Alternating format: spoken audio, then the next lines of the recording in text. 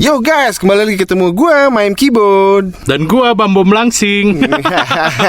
Di serba mambonya Big and Bo.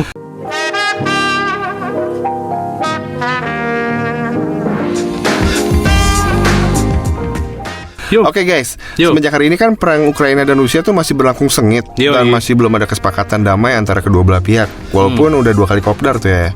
Nah, obrolan kita kali ini sebenarnya nggak ada hubungan sama perang, tapi kita bakal ngobrolin beberapa fakta menarik tentang Ukraina. Ya, Ukraina nih negara sekarang yang lagi berantem sama Rusia ya. Oke guys, langsung aja ya. Oke. Yang pertama, lokasi tragedi Chernobyl. Nah, jadi pada tanggal 26 April 1986 terjadi ledakan di reaktor 4 unit pembangkit listrik Chernobyl di Pripyat yang sekarang merupakan wilayah Ukraina sebelum mereka merdeka dari Uni Soviet. Ledakan dan kebakaran ini menyebabkan dampak radioaktif yang katanya 400 kali lebih dahsyat dari bom Hiroshima dan Nagasaki pada tahun 1945 kemarin. Nah, jadi tragedi nuklir terbesar sepanjang sejarah ini membuat kerusakan atom dan DNA manusia yang terkena radiasi nuklir hingga sampai kena kanker. Itu walaupun berbahaya, pemerintah Uni Soviet pada saat itu merahasiakan tragedi ini dari mata internasional yang berdampak Uni Soviet kehilangan kepercayaan dari masyarakatnya sendiri dan dari mancanegara. Ya, hingga saat ini tuh bahkan masih ada zona terlarang Chernobyl seluas 2.600 km persegi ya. Luas ya. Zona berbahaya ini tuh masih terkontaminasi radioaktif paling tinggi di antara area terdampak tragedi Chernobyl 1986 nih guys. Nah, jadi masyarakat tuh benar-benar dilarang beraktivitas di area ini. Nggak bisa ya jadi ya? Iya, nggak bisa. Nggak boleh ya. Tapi lu tahu nggak guys? Ini banyak game yang settingnya tuh latar belakangnya tuh di Chernobyl loh. Kayak Isotopium, Stalker yang ada 1 sama 2. Yang Chernobylite. Yang Chernobylite nih yang paling baru nih. Chernobylite sama Call of Duty 4 tuh yang Modern Warfare tuh juga ada tuh. Dia settingnya di Chernobyl. Nomor 2, masih punya pembangkit tenaga nuklir terbesar di Eropa. Even masih dibayangi tragedi Chernobyl, Ukraina masih mempunyai pembangkit listrik tenaga nuklir terbesar di Eropa. Di antaranya adalah di Mykolaiv dan Zaporizhia. Masing-masing memiliki penduduk 476.000 dan 722,7 ribu jiwa. Jadi kawasan ini tuh berdekatan juga dengan Donetsk. Donetsk tuh kalau nggak salah area konflik ya antara yang masih pro sama Rusia sama pemerintah Ukraina. Si Donetsk nih. Nah, Ukraina tuh saat ini memiliki 15 reaktor nuklir yang menghasilkan setengah kebutuhan listrik satu negara nih guys. Jadi hampir semua jasa dan bahan bakar nuklir Ukraina itu diperoleh dari Rusia. Namun untuk mengurangi ketergantungan tersebut, Ukraina tuh perlahan membeli bahan bakar dari Westinghouse Amerika ya guys ya. Jadi inilah mungkin ya kali Rusia ngambek ya. Lu nggak belanja sama gue lagi ya? Kayaknya sih baper. Belanja di warung lain.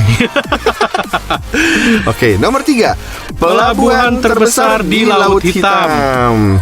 Jadi kota terbesar di kawasan Crimea, Sevastopol, itu merupakan pelabuhan terbesar di Laut Hitam. Jadi Sevastopol ini adalah kota berpopulasi 464.000 jiwa dan kawasan Crimea itu dikenal di mata internasional itu sebagai bagian dari Ukraina.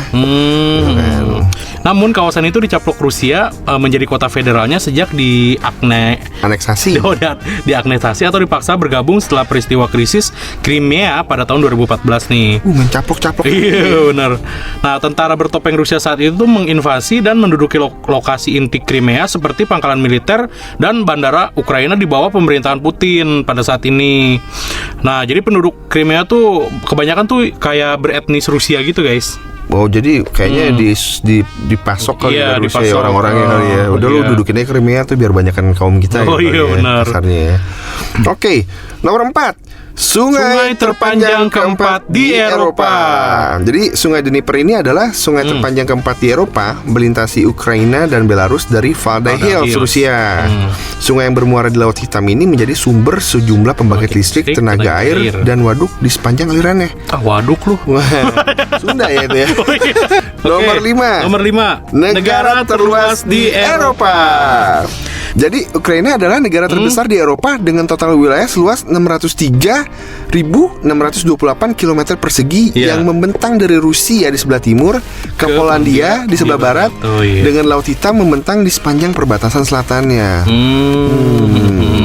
Exactly apa sih? Jadi luas Ukraina ini hampir 3 kali ukuran Inggris dan mengalahkan negara terbesar kedua nih guys, Prancis ya. Dengan 50.000 km persegi. Jadi luas Prancis itu 50.000 ya? Iya, 50.000 kalah jauh 25.000. Apa sih? Apa sih? Cringe banget. Ya, nomor 6. Stasiun kereta bawah tanah terdalam nomor 2 di dunia. Jadi stasiun Arsenalna ini di ibu kota Kiev adalah stasiun kereta terdalam nomor 2 di dunia setelah stasiun kereta api di Pyongyang, Korea Utara. Dengan kedalaman 105,5 meter di bawah permukaan tanah.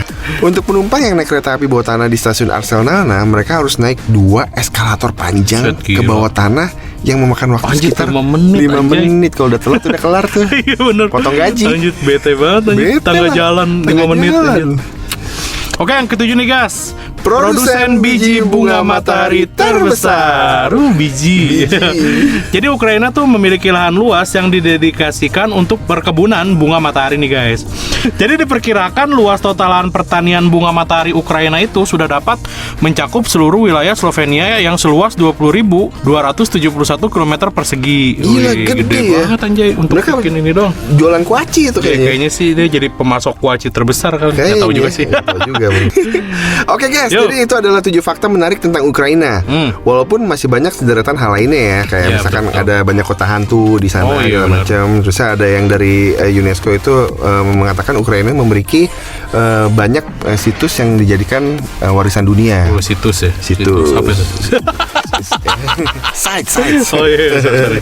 Nah, tapi ya menurut kita ini sih yang paling seru ya Bom ya. Iya betul. Ya untuk kita sajiin sih buat teman-teman ya. Oke ya. Cukup sekian dari kita. Jangan lupa untuk subscribe, like, share, dan komen ya. Jadi kita tuh masih butuh kritik dan saran. Jadi please maki-maki lah kita sebenarnya. Maki-maki Kibo aja. Ya asal selama bisa membuat kita lebih maju sih. Iyalah. Oke, gue Bom dan gue Maim Kibo. See you on our next video. Bye.